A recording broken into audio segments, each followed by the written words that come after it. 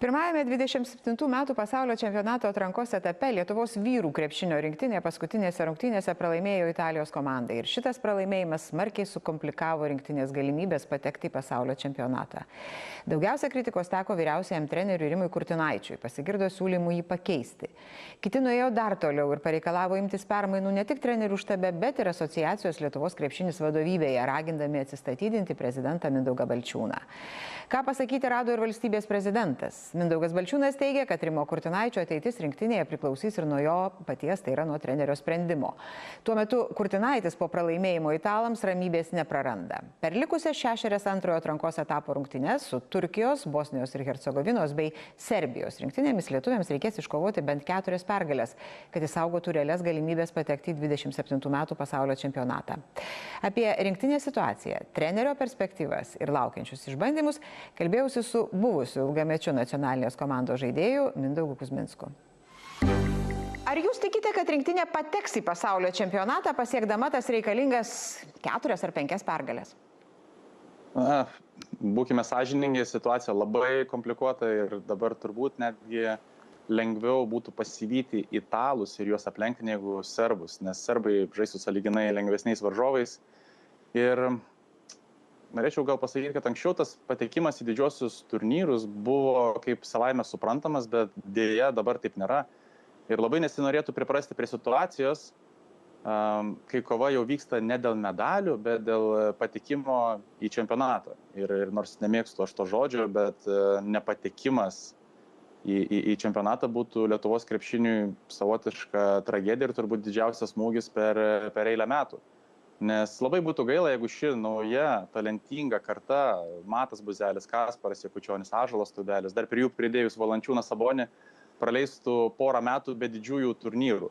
Nes tuomet galime atsidurti tokiam labai pavojingam rate, kuomet priprantama prie pralaimėjimų, jaunimas, kurie galbūt dažnai renkasi būrelius pagal emociją, nesirinktų krepšinio, tuomet neužaugtų daug jaunųjų talentų ir atsidurtume tikrai didelė duobėje, iš kurios būtų sunku išlipti. Na gerai, bet dabar visi dėl to, kad rinktinė yra tokioje padėtyje, kaltina arba trenerį, arba federacijos vadovą, arba abudu iš karto. Bet ar viskas atsitinka šiuo metu, šią minutę? Juk tai greičiausiai iki tokios situacijos mes tiesiog atėjom. Pati sistema greičiausiai neveikia ir galbūt tas prasidėjo gerokai anksčiau, kai buvo kiti treneriai, nes trenerius galima keisti kiek nori, ar nuo to pasikeis rinktinės žaidimas. Galbūt viskas iš tikrųjų prasidėjo gerokai anksčiau, kai buvo kiti vadovai ir kiti treneriai. Tai ne šios dienos problema, tai yra tik pasekmė? Aš sutinku su jumis iš dalies, nes daug kas galbūt netkreipė dėmesio, kad nekalbant apie dabartinę federaciją ar federacijas prieš tai, bet tiesiog esamų laikų esantis vadovai dažnai mėgsta prisimti laurus, kuomet laimimi medaliai. Bet dažniausiai tai būna įdirbis tų federacijų, kurios buvo, sakykime, prieš 10-14 metų, kuomet užaugo ta naujoji karta. Ir be abejo, vieno kalto nėra, ar dabartinė federacija ir treneriai padarė klaidų, greičiausiai taip, bet manau, kad kaltų yra apskritai nemažai. Ir kaip mes mėgstame sakyti, dažniausiai, kad laimi komanda, pralaimi treneris, taip ir šiuo metu. Treneris dabar yra labiausiai turbūt skalpuojamas. Bet ar jo pakeitimas duotų staigių gerų rezultatų, aš iš tikrųjų nežinau. Nes ypatingai man gaila, kad anksčiau būdavo Lietuvos vyrų krepšinio rinktinės trenerio ta pozicija itin prestižinė. Dabar matome, kad netgi kai kuriems treneriams, netgi kuomet siūlomas šis postas, jie atsisako ir dėl to turbūt yra ir labiausiai gaila. Bet apie tai, ką jūs dabar pasakėte apie trenerius, tas pats galioja, man regis, ir žaidėjams.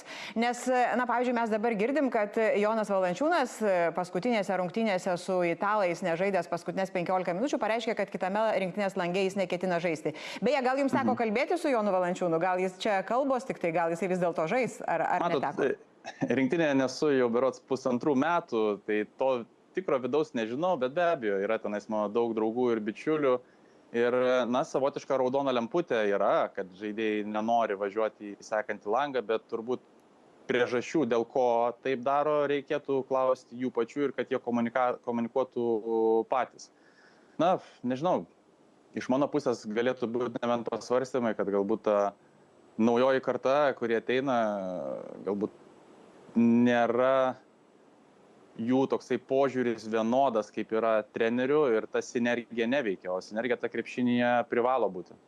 Ir ypatingai kalbant apie Joną Valančiūną, kurį paminėjote, aš manau, kad apskritai jis yra nekvesionuojamas lyderis ir didžiausias patriotas, nepraleidęs, nežinau, daugelio čempionatų, visuomet, kuomet galėdavo atvykti. Ir būtent, kad jisai neatvyksta, man kelia šiek tiek nuostabą. Tai va būtent, ir jisai, būdamas didelis komandos lyderis, nebejotinas lyderis, jis tarsi užduoda toną visiems jaunesniems kolegoms. Ir šitoj vietoj jūsų buvęs kolega Jonas Mačiulis sako, kad jei žaidėjai nenori žaisti, reikia keisti trenerį. Per visus tuos metus, per dešimtmetį, kuomet buvau rinktinėje, mūsų dažniausiai atsiklausdavo nuomonės apie trenerius.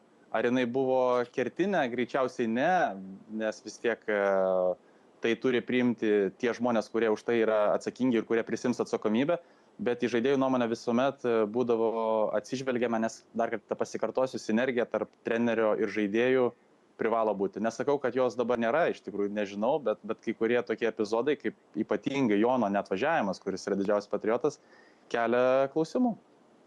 Na, jūs jau užsiminėte, kad galbūt šitoj situacijoje trenerio Rimo Kurtinaičio keitimas nebūtų pats sėkmingiausias. Bet ką jūs manote, ar yra priežasčių kalbėti apie permainas ne tik trenerių štabe, bet ir federacijos vadovybėje, nes ir toks klausimas yra keliamas. Būtent šiuo. Kalbant apie trenerius, jeigu keisti trenerį tik tam, kad pakeisti, tai aš tikrai nematau prasmės. Jeigu čia, žinote, bus tas, metaforiškai pasakysiu, nuleistas kraujas ir visi bus patenkinti, taip nebus. Tuomet vis tiek ilgainiui tos problemos anksčiau ar vėliau išiškės. Daug kas kalba dabar apie federaciją.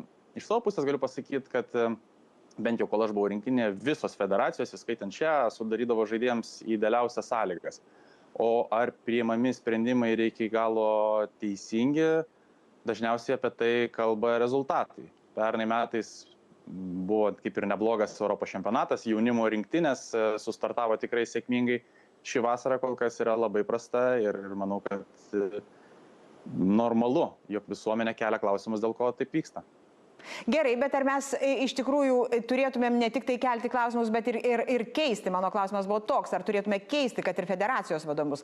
Galų gale, ar mes turėtume apie tai kalbėti, jeigu rinktinė nepatektų į pasaulio čempionatą ir olimpinės žaidynės? Ar tada reikėtų kalbėti apie tai? Aš bandžiau pabėgti nuo jūsų klausimo, bet jūs patyrusi žurnalistė ir grįžot vėl prie to pačio. Labai gerai.